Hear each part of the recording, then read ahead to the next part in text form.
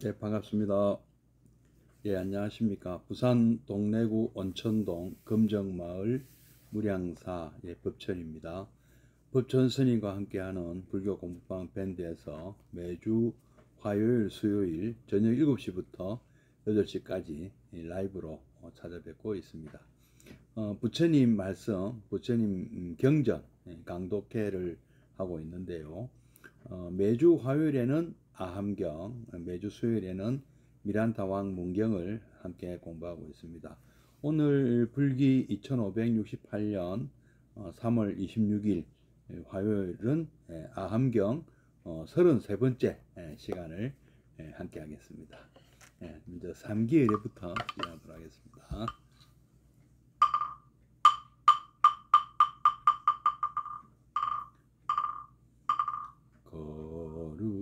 거룩한 가르치 부처님께 귀합니다.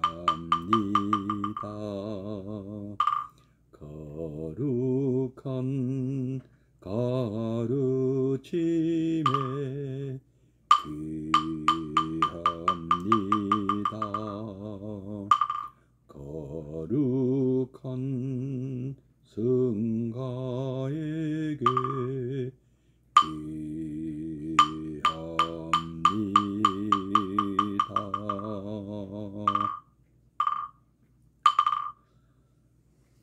네, 잠시 입증해 드리겠습니다.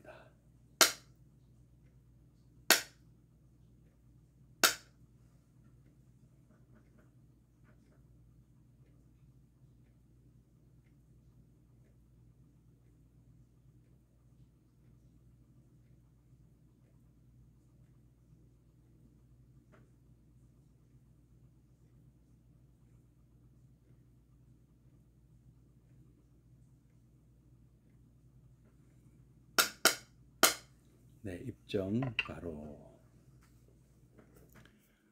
예, 요즘 날씨가 일교차가 매우 심합니다. 새벽에 밤중 또는 새벽에는 춥고 낮에는 따뜻합니다. 또 비가 또 거의 하루 걸러 오다시피 하고 바람도 많이 불고 일기가 참 좀 불순한 상태입니다. 물론 지금 오는 봄비는 우리 또 농사에 도움이 되는 단비겠습니다만은 어쨌든 이 참 건강 관리에 유의하시기 바랍니다. 오늘은 마츠다니 후미오 교수님이 쓰시고 현암사에서 발간한 아함경 180페이지부터 함께 읽어보도록 하겠습니다. 예, 추장보살님, 예, 반갑습니다. 자, 그러면 지난 시간에 우리 착한 벗, 도반, 한자로는 선우, 선지식, 이런 뜻으로 함께 하겠습니다. 동희선님, 예, 반갑습니다. 예. 예. 180페이지부터 한번 읽어보도록 하겠습니다. 불교 내부에서도 혈연 아닌 인간과 인간의 결합이 큰 구실을 하고 있었다. 그것은 바로 부처님의 교단이다. 누누이 말한 바와 같이 부처님 교단에서는 그 출신이나 혈통의 구별이 전혀 인정되지 않았다. 아함경의 정일아함경 정지부 경전에서는 다음과 같은 부처님 말씀을 전하고 있다. 여러 강이 있어서 각기 강가, 야무나, 아치라바티, 사라부, 마히라고 불리거니와 그것들이 한번 바다에 이르고 나면 그 전에 이름은 없어지고 오직 대해라고만 일컬어진다. 그와 마찬가지로 크사트리아, 브라만, 바이샤, 수드라의 네 계급도 일단 법과 율을 따라 출가하고 나면 예전의 계급 대신 오직 사문이라고만 일컬어지느니라. 부처님 교단 안에서는, 불교 교단 안에서는 모든 사람이 평등하다. 그들도 제가 시절에는 저마다 가문과 혈통이 있었을 것이지만 일단 부처님 교단에 들어온 이상에는 그런 사회적 신분 관계는 모두 불식되어 모든 사람이 평등한 대우를 받게 되는 것이다. 그것은 마치 여러 강물이 바다에 이르고 나면 오직 바다로만 불리는 것과도 같다는 것이다. 따라서 부처님 교단에는 계급도 없고 통솔자도 없고 또 통솔받는 사람도 없었다. 주목해야 될 것은 그 속에서는 부처님이라 해도 예외가 아니었다는 사실이다. 물론 이 가르침은 부처님에 의해 깨달아지고 부처님에 의해 설해진 것임에는 틀림이 없다. 만약 부처님께서 나타나서 정각을 성취하지 않으시고 법을 설하여 이 길을 나타내 보이시지 않았더라면 사람들은 마침내 이 법을 모르고 또한 이 길을 갈 수 없었을 것이다. 그렇다고 해서 앞에서도 말한 바와 같이 이 길은 부처님 그분에 의해 만들어진 것은 아니다. 예, 김학영 의사님, 예, 반갑습니다. 이 법은, 이 진리는 태고부터 있었고 이 길은 영급에 걸쳐 존재하고 있는 것이다. 부처님께서는 그것을 발견하고 가르쳐 주신 사람에 지나지 않는다. 따라서 부처님 자신도 또한 이 길을 걷고 계신 분의 하나이다. 그도 역시, 부처님도 역시 서로 손을 잡고 같은 길을 걸어가는 동행의 한 사람인 것이다. 부처님께서는 이 사실을 명확히 자각하고 있었다. 그리하여 자주 제자들에게 이렇게 말씀하셨다고 합니다. 너희는 나를 좋은 친구로 삼음으로써 늙어야 할 몸이면서도 늙음으로부터 벗어날 수가 있다. 병들어야 할 몸이면서도 병으로부터 벗어날 수가 있다. 죽어야 할 몸이면서도 죽음으로부터 벗어날 수가 있다. 고뇌와 우수를 지닌 몸이면서도 고뇌와 우수로부터 벗어날 수가 있다. 라고 설하셨던 것이다. 거기에는 상카라고 불리는 불교 교단의 기본적 성격이 가장 구체적으로 나타나 있는 것 같다. 그것과 대조하기 위하여 이를테면 기독교 교단의 구조를 생각해보자. 거기에는 우선 그 교도들이 은총을 구하고 구제를 기원해야 하는 전능한 신이 있으며 다음으로 그 신이 파견했다고 생각되는 예수 그리스도가 신과 인간 사이에 중개자로서 존재하고 있다. 그리하여 그 교도들은 그런 절대적 권위 앞에 서 있는 것이다. 그러나 불교에서는 머리 숙이고 빌어야 할 어떤 대상도 없다. 거기에서는 모든 성원이 오직 법의 정지와 실천이라는 한 가닥의 길을 같은 방향으로 걸어가고 있을 따름이다. 그 선두에는 부처님께서 선구자의 자격으로 서 있어서 너희들도 오라고 손짓하고 있는 것뿐이다. 이리하여 그 뒤를 따르고 그 수범에 힘입어 오직 자기 형성의 길을 걸어가는 것, 이것이 불교요 상카, 즉 성가인 것이다. 이런 불교 교단의 성격을 곰곰이 생각할 때 부처님께서 좋은 벗의 소중함을 역설한 까닭이 차차 이해되어 오는 것처럼 여겨진다. 거기에는 은총을 드리울 신도 없고 믿고 의지할 중개자도 없거니와 그 대신 손짓하여 부르는 부처님의 수범이 있고 힘이 되어주는 좋은 벗에 큰 격려가 있는 것이다. 그리하여 부처님조차 좋은 벗의 한 분이라는 것을 명확히 이해할 때 불교의 진정한 면목을 파악한 것이 되는 줄 안다. 한경 상응부 경전 선지식 편에 의하면 아난다는 부처님에게 이와 같이 물은 적이 있다. 대덕이시여, 곰곰이 헤아려 보매 착한 벗이 있고 착한 동지와 함께 있다는 것은 이 성스러운 길의 절반에 해당된다고 생각됩니다. 이런 소견은 어떻겠습니까? 예, 아난존자도 또한 스승이 말씀하시는 바를 늘 듣고 있었으므로 이 벗의 소중함에 대해 꽤 많이 이해한 듯이 생각하였다. 그래서 그 소견을 말씀드려 부처님의 판단을 구한 것이다. 그러나 부처님께서는 이렇게 말씀하셨다. 아난다여, 그것은 잘못된 생각이다. 아난다여, 그렇게 말해서는 안 된다. 아난다여, 착한 벗이 있고 착한 동지와 도반과 함께 있다는 것은 이 성스러운 길의 전부이니라. 아마도 그것은 아난다로서는 뜻밖의 말씀이었을 것에 틀림없다.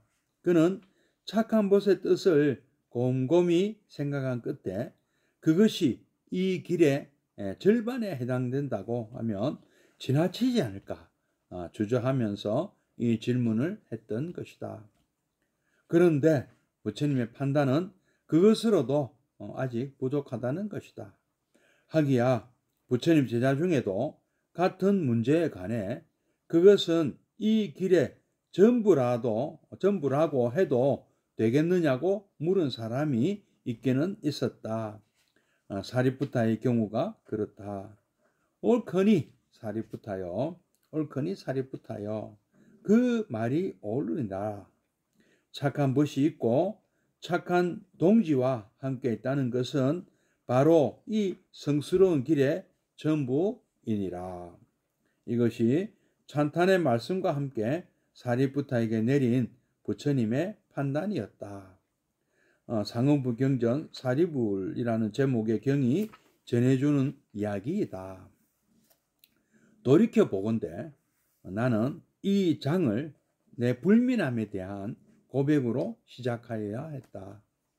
나는 마츠다니 후미오 교수님이죠. 아직도 부처님의 착한 벗에 관한 사상의 뜻을 그 절반도 이해하지 못하고 있는 것인지도 모르겠다. 그러나 나도 또한 아난존자나 사리푸타 존자의 전례를 따라 한 가지 물음을 부처님 앞에 내놓고 싶다. 대덕이시여, 상카, 승가, 이 교단이란 우정의 교단이라고 말한다면 어떻겠습니까? 예, 오늘 여기까지 읽어보도록 하겠습니다. 오늘 지난 시간에 이어서 착한 벗, 한자로 하면은 선우, 또 순우리말, 또 도반, 길동무, 순우리말로는 길동무, 즉 도반, 한자로는 또 도반이라는 말씀 많이 쓰시죠. 도반에 관한 말씀입니다. 불교 내부에서도 혈연이 아닌 인간과 인간의 결합이 큰 구실을 하고 있었다. 물론 뭐 부처님의 동생, 사촌 동생, 배다른 동생입니다만은 동생이나 사촌 동생 또는 아들, 그리고 수많은 석가족의 사람들이 많이 출가를 했기 때문에 부처님 제자에는 혈연도 꽤 많이 있었습니다만은 혈연을 떠나서 뜻을 같이 함께한 뜻을 함께하는 많은 분들이 부처님의 제자가 되었고 부처님과 함께 길동무가 되었죠. 도반이 되었죠. 그래서 그런 분들이 그런 사람들의 모임을 우리는 교단이라 부르고요. 그게 바로 상카요, 승가죠. 승가. 상카라는 말은 당시 인도에서 조합에 가까운 말이었다고 합니다. 우리말로 비슷한 게 있다면 조합, 뭐 협동조합, 뭐 이런 조합에 가까웠다. 그래서 주식회사와 다르게 투표권은 주식에 투자한 금액에 비례하는 것이 아니고 1인 1표였다. 그래서 우리 그 선가에서는 1인 1표죠. 법납 따라 표가 달리 주어지지가 않죠. 1인 1표입니다. 무슨 그 회의를 하면은 뭐 결론을 내려야 될 때 그 다수결, 근데 다수결도 또 뭐 원칙으로 하지만 그보다 더 중요한 원칙이 있죠. 만장일치가 이루어져야 된다고 이제 보고 있습니다. 선가에서는 만장일치, 모두가 찬성을 해야 된다. 모두가 찬성할 때까지 많은 그 조정을 많이 거쳐서 결론을 내리는 게 보통입니다. 이 부처님의 교단에서는 여실문 보살님 안녕하십니까? 부처님 교단에서는 출신이나 또는 혈통 이런 구별이 전혀 인정되지 않았다. 당시에 여러분 잘 아시다시피 알겠습니다. 당시 지금도 이 바루나 또는 카스트 제도는 지금도 뭐 있다고 하죠. 훨씬 더 복잡해졌다고 합니다. 직업에 따라서 굉장히 카스트가 복잡하게 얽혀 있는데요.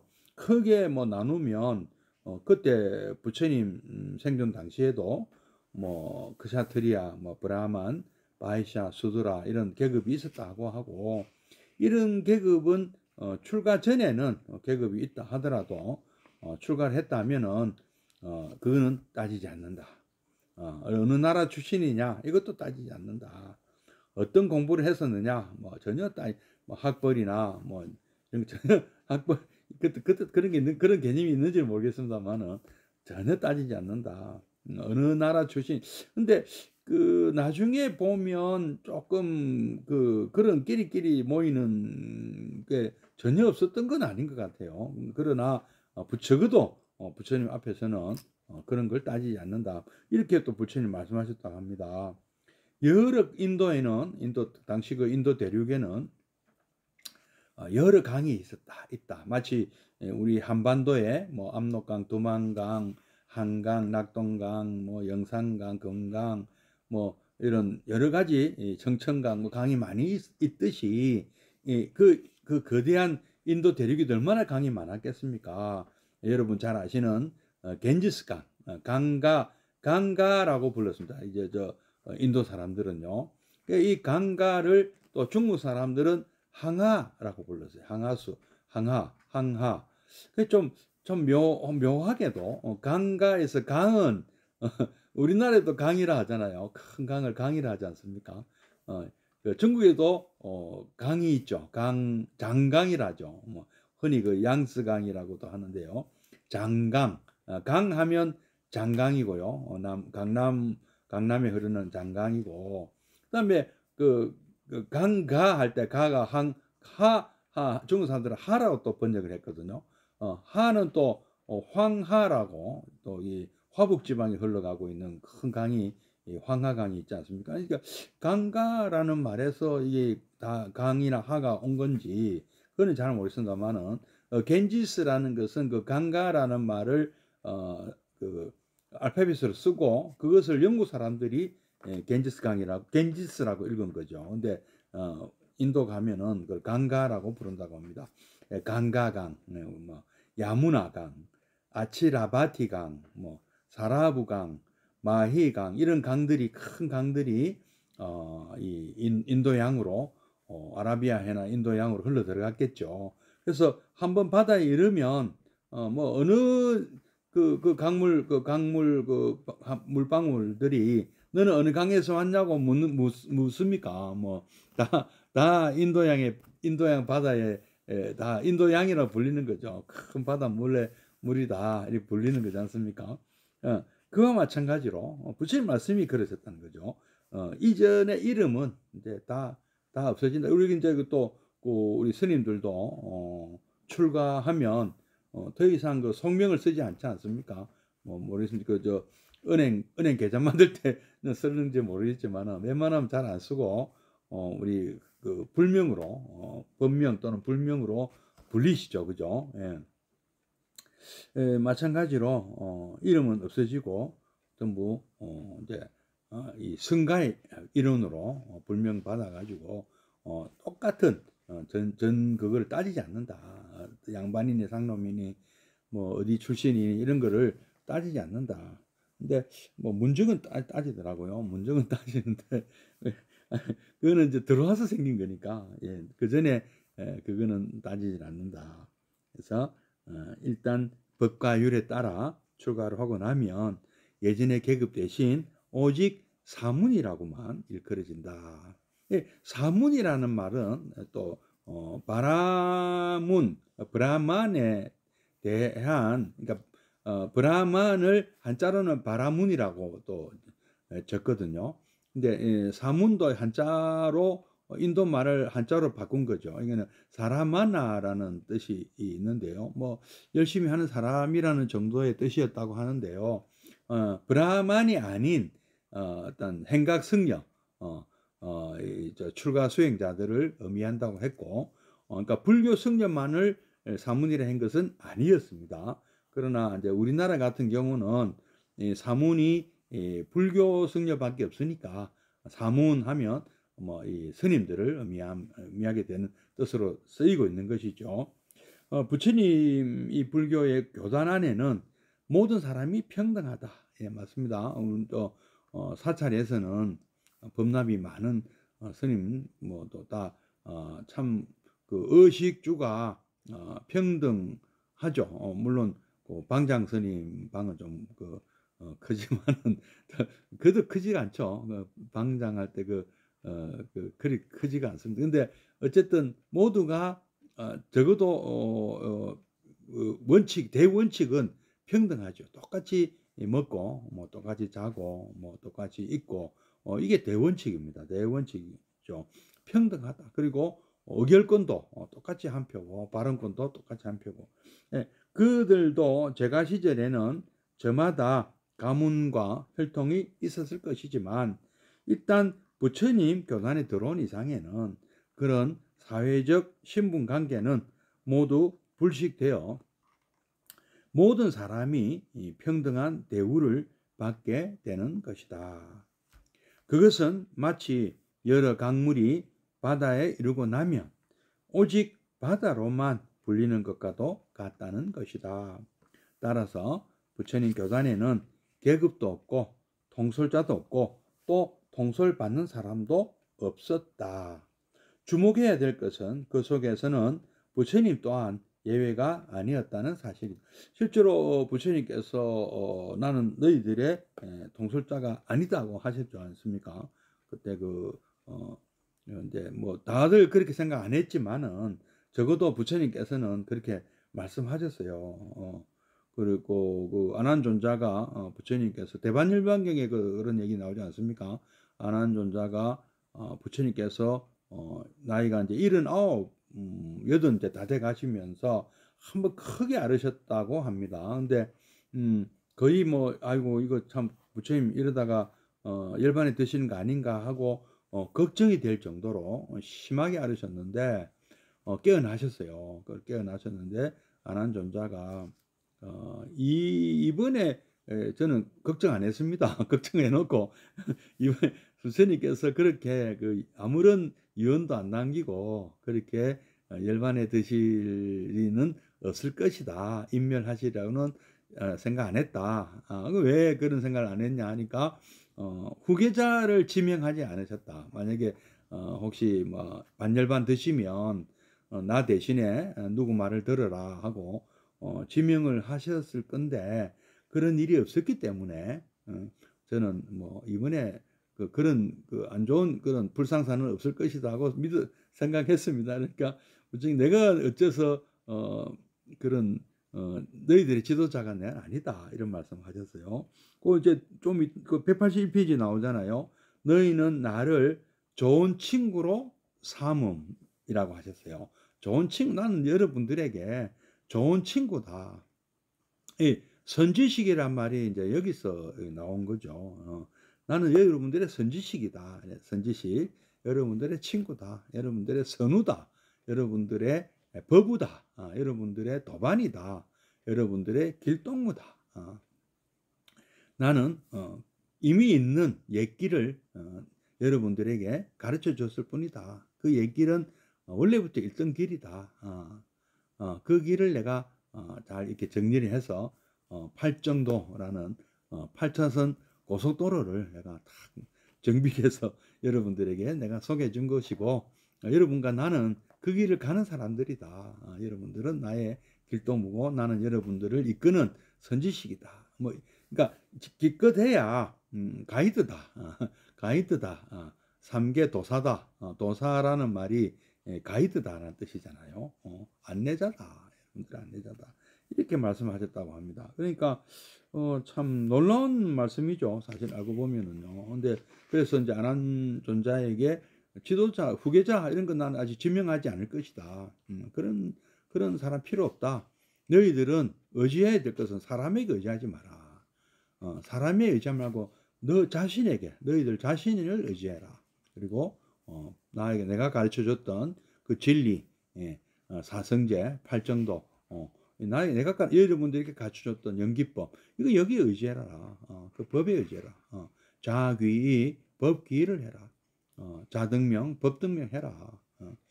참 역시 놀라운 말씀이 아닐 수가 없습니다. 스스로가 의지처가 되어야 된다. 스스로를 그런 의지처가 될 수 있는 스스로가 스스로를 의지처로 만들어야 된다. 참 인간으로서 도달할 수 있는 최고 수준이죠. 참 스스로가 의지할 수 있는 존재가 되어야 된다. 참 뭐 한편으로는 놀라우면서 한편으로는 참 고개가 저절로 숙여지는 그런 말씀입니다. 참 쉽지 않지만 우리가 가야 할 길이죠. 우리는 어떤 존재도 무조건 믿지 말고 의지하지 마라. 이런 말씀이잖아요. 근데 흔히들 그런 우를 많이 범하잖아요. 자기의 판단력을 믿지 못하고 자꾸 물어본단 말이에요. 심지어는요, 어떻게, 동쪽으로 이사 갈까요? 서쪽으로 이사 갈까요? 이사할까요? 말까요? 결혼할까요? 말까요? 참, 밥을 먹을까요? 말까요? 또 질문할 걸 제세예요. 그리고 그런 걸 또 답을 해준 사람들도 있더라고요. 오른발부터 들어가라, 왼발부터 들어가라. 법당에 들어갈 때, 오른발부터 들어가야 된다, 왼발부터 들어간다. 그런 뜻이, 그런 것으로 만들어진 것이 아닌데, 그렇게 하는 분들도 간혹 있지 않습니까? 그거는, 그런 어떤 미신적인 그런 뜻이 있는 것이 아니고, 법당에는 이제 어간으로 들어가지는 않는 건 아시죠? 그런데 이걸 양쪽 문으로 들어갈 때, 부처님을 바라보고, 우리가 왼쪽 문으로 들어갈 때는, 반드시 왼발이 아니고 오른발부터 들어가죠. 그렇지 않습니까? 그리고 우리 법당에 들어갈 때 오른쪽 문에 부처님을 기준으로 해서 오른쪽 문으로 또 들어가는 수도 있죠. 그때는 어느 발부터 들어가야 됩니까? 그때는 또 왼발부터 들어가야 되잖아요.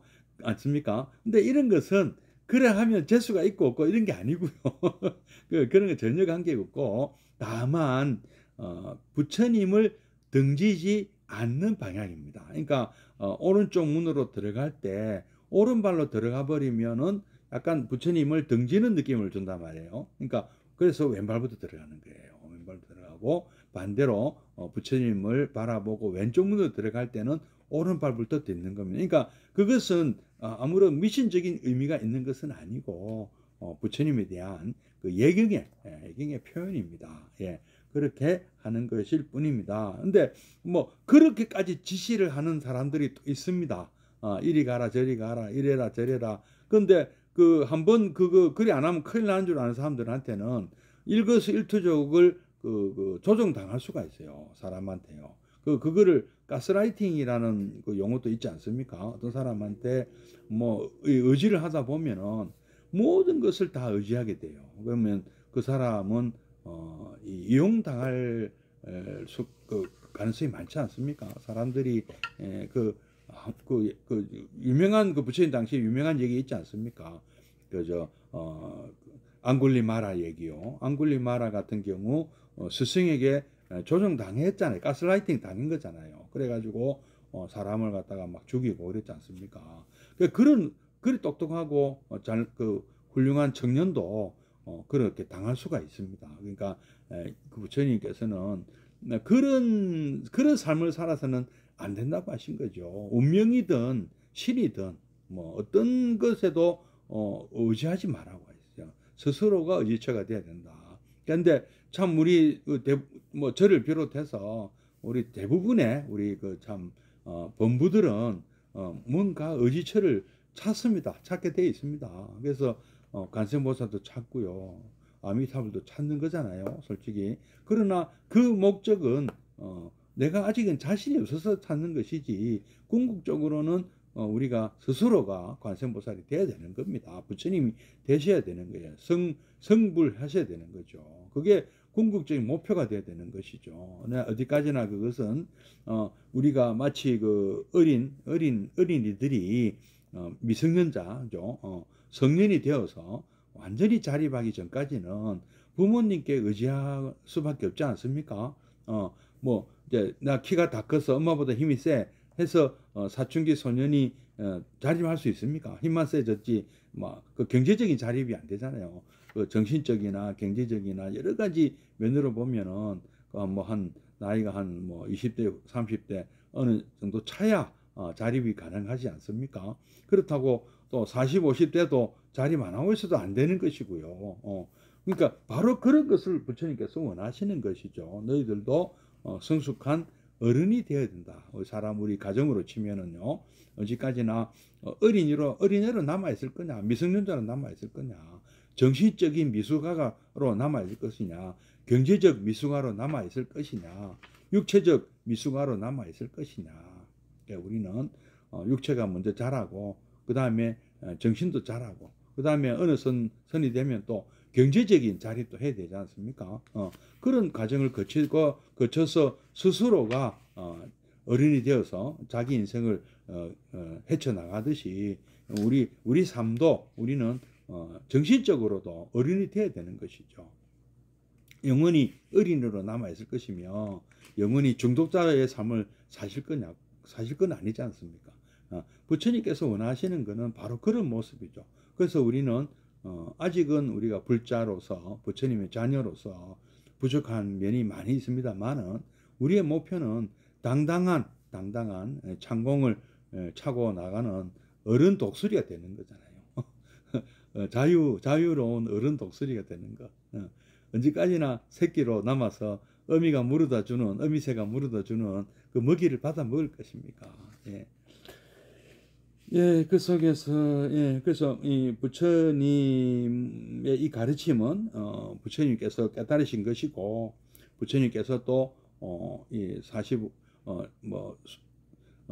출가하셔서 35에 성도하시고, 80에 인멸을 드실 때까지 45년간 인도 대륙을 맨발로 다니면서 설법하신 것인데, 그러나 이것은 부처님께서 정각을 성취하지 않았다고 하여 또는 법을 설하지 않았다 해서 이 길이 없었던 길은 아니다. 원래 이 모르고 사람들은 몰랐지만 부처님은 그 길을 찾아내신 거잖아요. 진리를 찾아내셨다. 우주적인 진리는 이런 것이구나 하고 깨달으셔서 찾아내셨잖아요. 예, 그래서 그 길은 부처님께서 만들어진 것이 아니다. 부처님께서 정비는 하셨어요.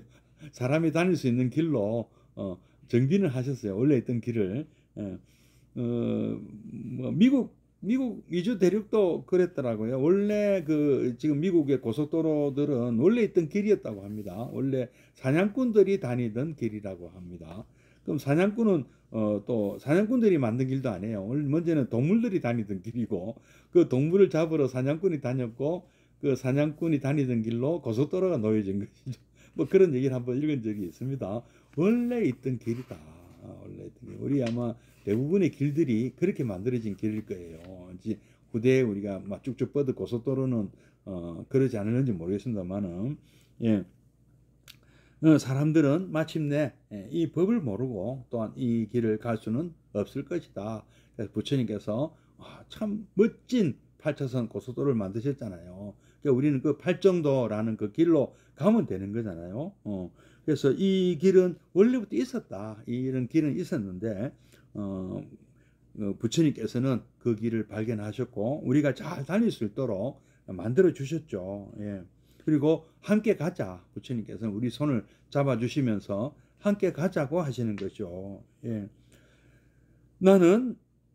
너희는 나를 좋은 친구로 삼음으로써 도반으로 삼아라. 선지식이 있고 도반이 선지식이죠. 그러나 부처님께서 스스로 선지식이라고 하셨기 때문에 선지식은 마치 우리가 스승으로 우리 참 그냥 감히 우리가 부처님을 길동무라고 부를 수는 없잖아요. 도반이라고 부처님은 도반을 자처하셨지만 그래서 이 선지식이라는 용어는 부처님의 또 다른 우리가 스승이라는 뜻, 그 부처님 또는 부처님의 버금가는 그러한 우리 스승님들의 부르는 호칭이 또 된 거죠. 예. 상카라는 기본 교단의 기본 성격은 이제 이 서로가 서로에게 도반이 되는 도반들의 모임이다. 착한 벗, 좋은 벗들의 모임인 거죠. 그게 상카죠. 근데 기독교 교단은 뭐 교도들이 은총을 구하고 구제를 기원하는 전능한 선이 있고 그 다음에 그 신이 파견했다고 생각되는 예수 그리스도가 있고 중개자로 있고 뭐 또 그 중개자 뭐 교황이라든지 또 목사라든지 신부님이라든지 이런 분들이 또 있죠. 그리고 그 이 일반 신도들은 그런 절대적인 권위 앞에 서 있는 것이죠. 그러나 불교에서는 머리 숙이고 빌어할 대상은 없습니다. 따로 없다. 그러나 우리가 참 약한 중생으로서 참 정말 도움이 필요할 때 아기가 그저 울듯이 우는 것밖에 할 수가 없을 수도 있잖아요. 우리가 아직은 많이 부족하다 보니까 그냥 응애하고 배고프다고 울고 뭐 기저귀 갈아달라고 울 수밖에 없잖아요. 말도 제대로 못하니까. 이런 경우 찾는 어머니를 찾듯이 관세음보살을 찾는 것인데 근데 영원히 애기 상태로 있을 거냐는 말씀을 이제 하시는 거죠. 부처님께서는. 그래서 우리도 남을 돕는 사람이 되자. 우리도 관세음보살을 한번 되자. 우리도 부처님이 되자. 깨달음 얻어서 이 세상에 도움 주는 사람이 되자 하는 것이죠. 예. 자, 그 선두에 부처님께서 선구자의 자격으로 또 리더 또는 가이드의 자격으로 너희들도 나를 따르라. 나를 따라오라고 이끌어 주신다.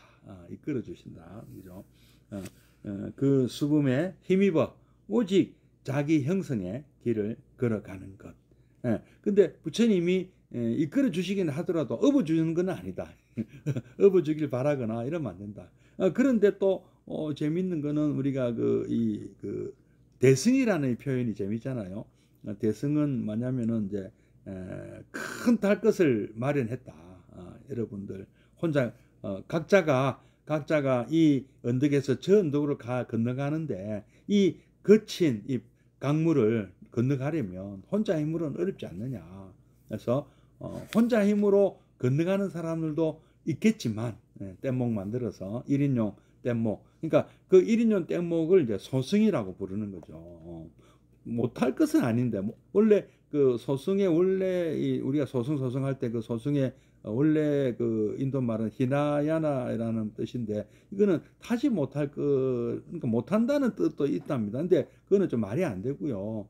근데 대승을 주장하는 사람들 입장에서 그러니까 큰 탈 것을 준비해서 혼자 힘으로 건너지 못하는 사람들을 태우고 가자 하는 그 개념이 대승이라면 소승은 혼자서 헤엄칠 수 있는 능력 또는 1인용 뗏목을 만들 능력을 갖춘 사람은 그렇게 헤엄쳐서 건너간 것이죠. 근데 뭐 우리가 이렇게 생각할 수 있지 않습니까? 우리가 미국 갈 때 뭐 혼자 날아갈 수 있습니까? 그래서 비행기 타고 가듯이 이렇게 만들어진 어떤 이런 참 좋은 그런 제도가 있고 이 시스템이 있다면 좀 우리가 이 참 저 언덕을 갈 때 아마 한조각 그 어떤 구석 자리라도 얻어서 타고 갈 수만 있다면 얼마나 좋겠느냐 이런 이제 마음이죠. 근데 그러니까 사람들을 같이 싣고 가려는 마음을 가지라는 것이죠. 그러니까 물에 빠진 사람을 건져줄 능력이 지혜라면 물에 빠진 사람을 건져줄 능력이 있는데 혼자 가는 사람도 있을 수 있는 것이고 또 반대로 물에 빠진 사람들을 다 건져싣고 싶은 마음이 있는 사람이 또 참 안타깝게도 아무도 건져줄 수 있는 능력이 없는 사람일 수도 있잖아요. 그래서 그거는 이제 그것도 얼마나 안타깝습니까? 그래서 불교라는 이 종교는 남을 건널 수 있게 해주는 그런 능력을 갖추자. 그게 이제 지혜를 갖추자는 것 같고요. 그 다음에 남도 참 나보다 참 능력이 안 돼가지고 못 건너는 사람을 도와줘서 함께 건널 수 있도록 해주는 그런 마음, 그 자비를 갖도록 하는 그 두 가지를 다 갖추자 하는 참 이런 종교가 아닌가 이런 생각이 들거든요. 그래서 지혜와 자비, 그러니까 헤엄칠 수 있는 능력과 또 남을 구조해주는 능력을 같이 갖춘다면 그 마음을 같이 갖춘다면 얼마나 좋겠습니까? 그래서 관세음보살 같은 경우도 뭐 우리 현장 스님은 관세음보살이라고 번역하신 것은 그분의 마음, 그분이 중생을 어여삐 불쌍히 여기고 돌봐줄 수 있는 그런 자비심을 강조하는 것 같고요. 그다음에 현장 스님이 번역한 관자재보살은 그분의 능력 같아요. 그 능력이 건질 수 있는 힘이 있으신 분이다 하는 뜻을 강조한 것이 아닌가 생각합니다.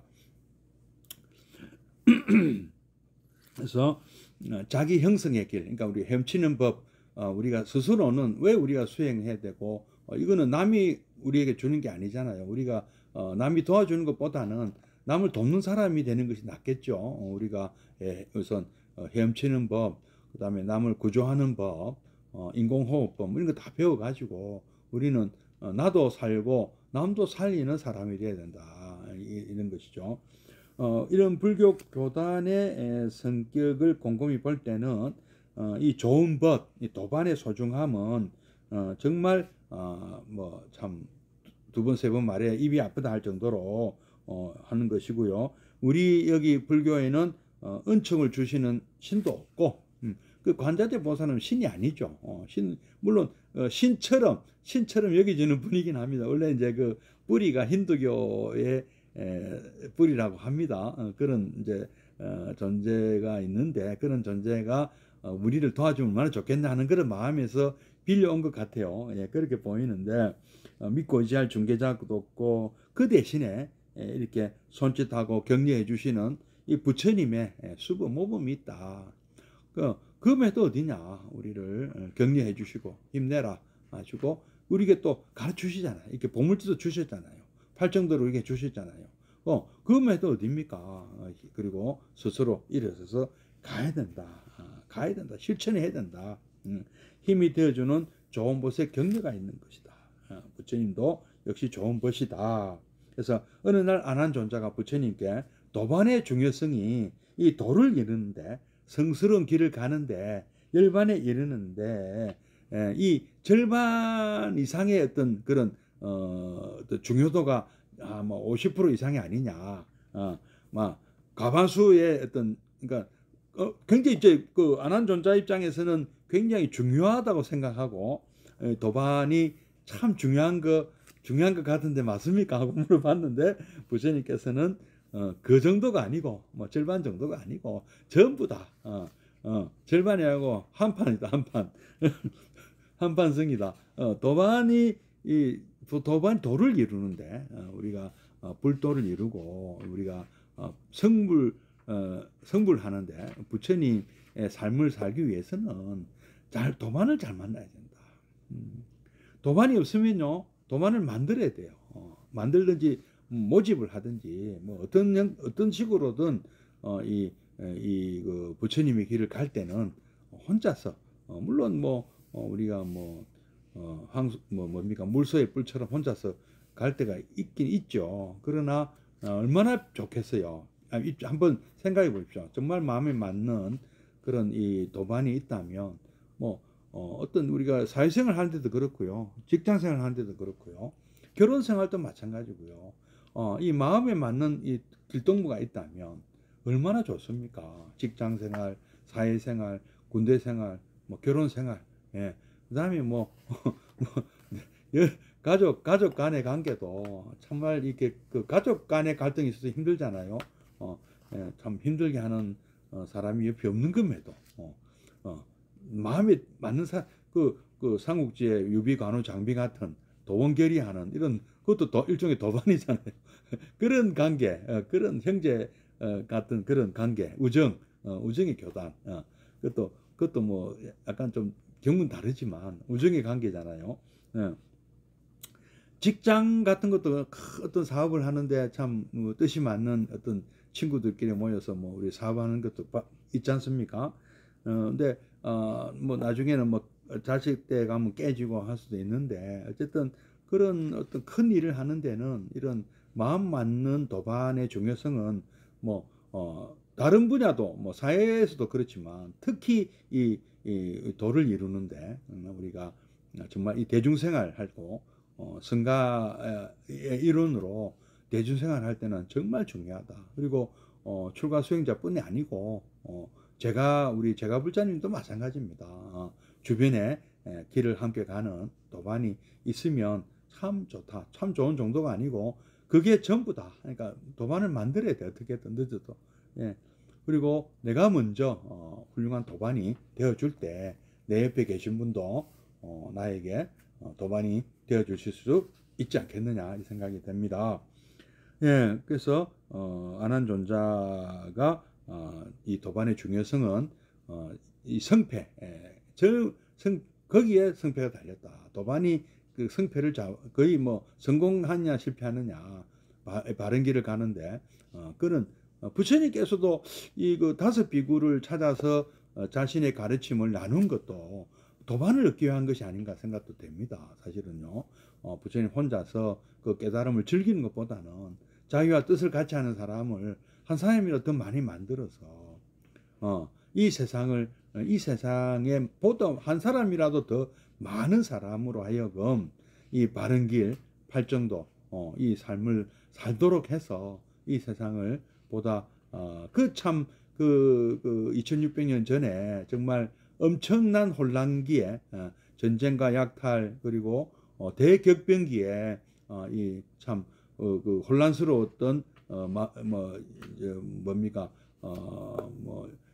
정신도 혼란스럽고 육체도 혼란스럽고 여러 가지 정신적으로도 힘들고 육체도 힘들었던 그 시대에 많은 사람들에게 등불이 되어 주셨잖아요. 그래서 보다 많은 등불을 많은 사람들에게 그런 길을 갈 수 있도록 해서 사회가 전쟁이 없고 평등하고 평화로운 행복이 가득한 그런 세상이 되기를 바라는 마음에서 부처님께서는 전법하셨던 거 아닙니까? 그래서 우리도 그렇게 하자. 사리푸타에게도 그런 말씀하셨고 우리 모두 이 세상을 정말 살기 좋은 세상, 전쟁도 없고 평화롭고 그리고 모두가 고통받지 않는 행복한 그리고 자유롭고 평등한 그런 세상을 만드는데 여러분들이 여러분이 주변에 있는 분들에게 바로 부처님처럼 도반이 되어 주시는, 먼저 도반이 되어줘 손을 내밀어서 같이 가자 하고 권하는 그런 분이 되시기를 발언합니다. 저도 당연히 이런 뭐 부족하지만 뭐 이런 시간을 갖는 것도 바로 여러분들의 저도 도반이 되고자 하는 것이죠. 자, 잠시 입증해 드리겠습니다.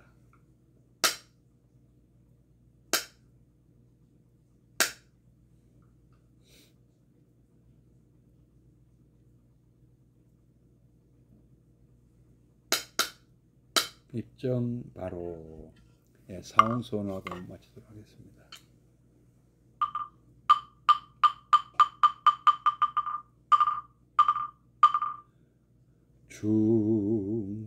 중생을 다 건지오리다. 번뇌를 다 끊으오리다. 법문을 다 배우오리다.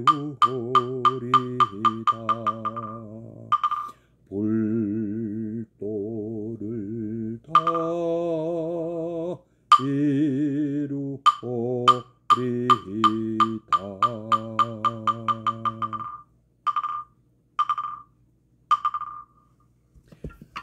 예, 암경은 다음 주에 뵙고요. 미란타마 문경은 내일 또 뵙도록 하겠습니다. 여러분 고맙습니다. 성불하십시오.